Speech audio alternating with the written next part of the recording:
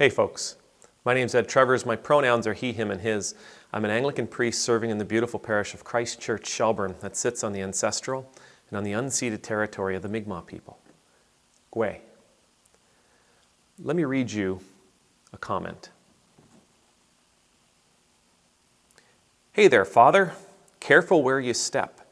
There are two small altar boys under your long skirt. Or is it a floor-length ball gown? I feel like I'm on the Jimmy Kimmel show and reading those mean tweets.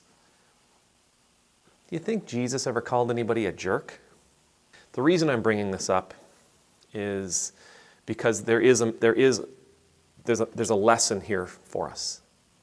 Now, this was on the video I recently did about Candace Owens' tweet about how upset she was with the perversion that Disney has created by allowing Gonzo to become Gonzarella in a Muppet Babies cartoon. Now, that video is about creating straw men, creating issues, finding something to complain about in order to be heard, to be seen, to be important. Stirring people up for the sake of stirring them up, for the sake of creating division. Now, this comment doesn't argue anything that I said in the video. In any way, shape, or form, this comment doesn't offer anything to the conversation. Absolutely nothing. Zero. There is nothing truly thoughtful about it, except maybe like they thought they were offering a great burn, but there's nothing truly thoughtful about it that either adds or detracts from what it is I said in the video, from the lesson that I tried to give in the video. And I hear it all the time.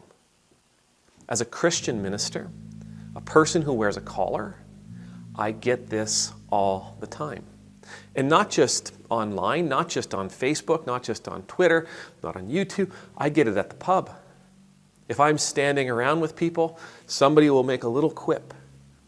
I'll get it when I'm hanging out with friends, and somebody will come into the group and we'll be talking and we'll be chatting, and sometimes our conversations get a little deeper, sometimes they get a little more emotionally oriented, spiritually oriented, and sure enough, somebody will feel uncomfortable and they'll offer that quip. Oh yeah, but I bet you're into altar boys. It's not because I've done anything. I've never done anything like that. But people who wear this shirt and this collar, they have. They have. And it might not have been recently, it may have been years ago, but they did it. I will still have to answer. In conversations with people, I will sometimes have to answer for things like the Crusades. I'll have to speak to that. And what ends up happening is the message that I truly hope to offer, the gift that I truly hope to offer, the words that I really hope are heard, they're dismissed. Not because of their validity, not because of how erroneous they are. They're dismissed because of the reputation that this cause, that this organization has taken upon itself. The reputation that's been given to this organization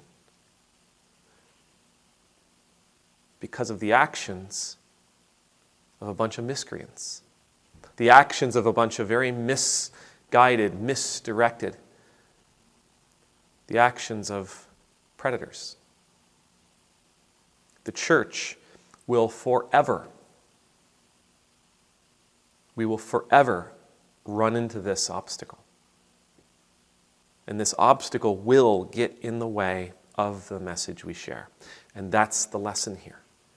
So you and I, it's not just about church. It's about changing the world.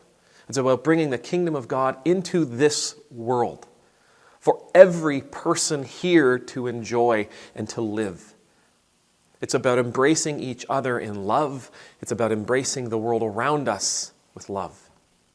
We want to bring in a better world. We want to bring in a world without prejudice, without injustice. We want to bring in a world that does not have systemic racism, that does not have systemic inequality, that does not have systemic issues buried deep within it that keep anybody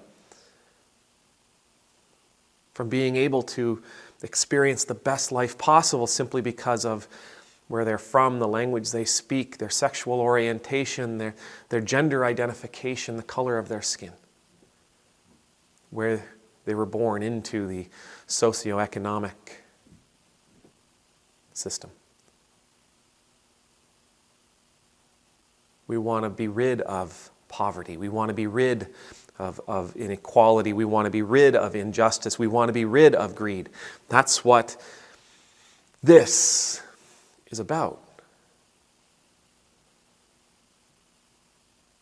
And we have to do our ever-loving best to make sure that our every word, our every action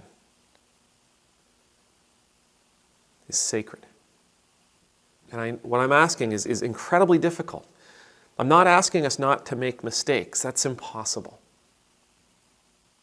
But we can't give those who stand in opposition to what it is we're trying to bring into the world, we can't give them more fuel. We can't give them reason to dismiss the message we offer. We can't give them any more reasons to dismiss the vision we have. And if we tell lies, that gives them permission. And if we abuse others, that gives them permission. And if we use inappropriate comparisons, metaphor, that gives them permission. If we speak or act with disproportionate passion or great exaggeration, we give them reason. We give them cause to dismiss everything we say, everything we believe, the vision, the message, the dream, the hope. Our words and our actions must be thoughtful. Thoughtful responses within a moment. This cause is precious. This call, this ministry, this purpose, this vision is precious. There are those out there who will attack it, who will want to see it destroyed, who will want to put it under their boot.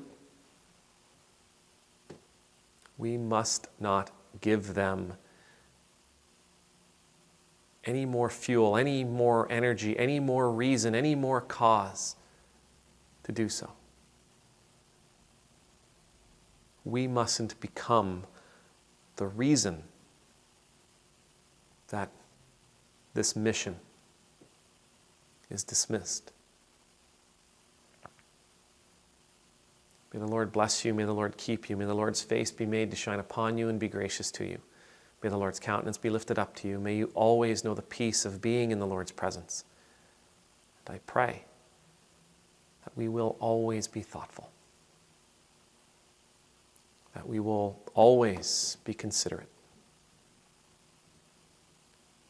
that knowing the importance of what it is we are hoping for, what it is we are working for, what it is we believe in, that we will treat it as precious, as fragile, and that we will walk and talk accordingly. Amen. Numultus.